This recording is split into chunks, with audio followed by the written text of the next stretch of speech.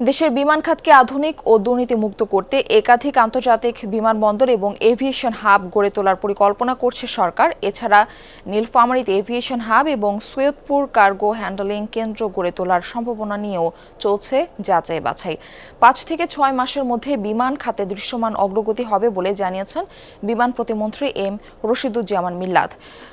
কারো বিরুদ্ধে দুর্নীতির অভিযোগ প্রমাণিত হলে সংশ্লিষ্টদের চাকরিচ্যুত করার কথাও জানান তিনি। বিস্তারিত রাজীব আহমেদের রিপোর্টে থাকছে। অয়েল অ্যাবজর্ব করে আপনার পরিবারকে রাখে হেলদি। ফুড গ্রেড ম্যাটেরিয়ালে তৈরি যমুনা কুকওয়্যার।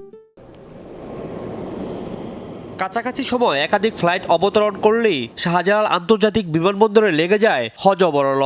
বিশেষ করে রাতে চাপ বাড়ে কয়েক গুণ। লাগেজ বেল্ট আর ইমিগ্রেশনই লেগে থাকে লম্বা জট। সমাধানে কি করছে সরকার? আমরা ইতিমধ্যে সিভিল এভিয়েশনকে নির্দেশ দিয়েছি যে স্লটগুলো এমনভাবে করেন যাতে 1.5 ঘন্টা 2 ঘন্টা পরে পরে আমাদের প্লেনগুলি ল্যান্ড করে কন্টিনিউয়াসলি সকাল থেকে গভীর রাত পর্যন্ত বা 24 আওয়ার্স। 2টি গেট করেছি, 3টি স্ক্যানার মেশিন বসিয়েছি যাতে করে প্রবাসীরা আসলে পরে আর এই জটের মধ্যে না পড়তে হয় এবং তাড়াতাড়ি তারা যাতে বের হতে পারে। যাত্রীদের লাগেজ খোয়া যাওয়া বা ব্যাগ কেটে মালামাল চুরির ঘটনা কি থামানো গেছে?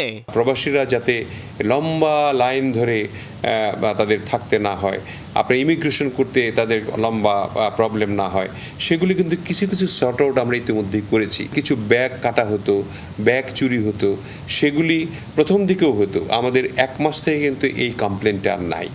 কক্সবাজার বিমানবন্দরকে আন্তর্জাতিক মানে উন্নীত করার পাশাপাশি সৈয়দপুর কার্গো হাব তৈরির সম্ভাবনাও খতিয়ে দেখছে সরকার। চিন্তা করেছি যে একটা এভিয়েশন হাব তৈরি করার জন্য নীলফামারীতে অনেক জায়গা আছে, সৈয়দপুরে আমরা কার্গো হ্যান্ডলিং করার জন্য বিস্তর একটা সম্ভাবনা রয়েছে।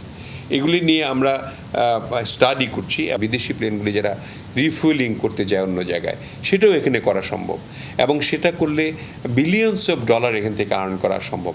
বিমান আর এভিয়েশনের বিভিন্ন পর্যায়ে সিন্ডিকেট দুর্নীতি বন্ধে নানা উদ্যোগের কথা জানান প্রতিমন্ত্রী। জানালেন নতুন বেতন কাঠামো এবং বড় নিয়োগ পরিকল্পনা আছে। আজ করতে পারছি যে এখানে একটা সিন্ডিকেশন কাজ করে, সেগুলি ভাঙার জন্য এক এক করে আমরা চেষ্টা করছি কিভাবে একে অ্যাড্রেস করা যায়। একটা বেতন কাঠামো তৈরি করা দরকার, যে কাঠামোর ভিত্তিতে তারা স্বস্তি পাবে যে আমরা বিমানে একটা প্রেস্টিজিয়াস জব করছি। দীর্ঘদিনের অব্যবস্থাপনা কাটিয়ে বিমান খাতকে ঢেলে সাজানোর পরিকল্পনা বাস্তবায়ন হলে ভোগান্তি যেমন কমবে, তেমনি দেশের এভিয়েশন খাতেও নতুন গতি আসবে বলে মনে করেন বিমান প্রতিমন্ত্রী। রাজীব আহমেদ, যমুনা নিউজ, ঢাকা।